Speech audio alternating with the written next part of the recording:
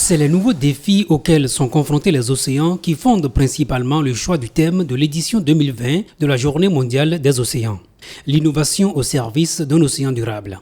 Une journée célébrée non seulement pour rappeler, mais aussi pour sensibiliser le public et les décideurs politiques sur la place fondamentale qu'occupent ces océans dans la subsistance humaine. Vous ne le saviez peut-être pas, l'océan est la nouvelle frontière économique. Il offre la possibilité d'exploiter d'immenses ressources et représente un large potentiel pour stimuler la croissance économique. C'est une composante essentielle de l'écosystème terrestre.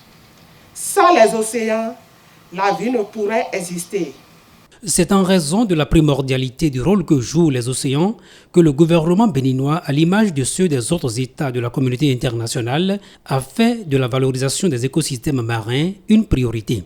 Afin d'offrir au pays les conditions optimales de développement du tourisme balnéaire et écologique, il s'est engagé dans un vaste combat sans répit contre la dégradation des ressources marines à travers plusieurs actions et mesures prises par le ministère du Cadre de vie et du Développement durable. L'adoption des lois relatives à la protection de la zone littorale, l'interdiction des sachets plastiques, la réglementation des changements climatiques, la sécurisation et le nettoyage permanent des plages, la protection et la valorisation de la côte maritime.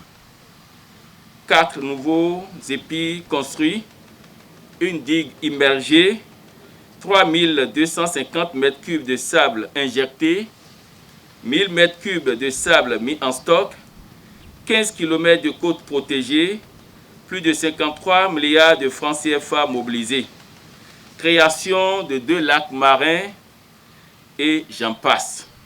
Les océans couvrent environ 72% de la surface du globe. Représentant la principale source de protéines pour 3 milliards de personnes dans le monde, ils absorbent 30% du CO2 produit par les humains.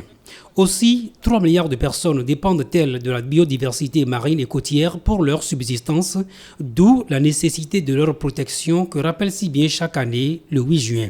L'exemple de l'amendement des plans et du balayage de la côte a été donné par les autorités à l'issue de la cérémonie officielle de lancement des activités.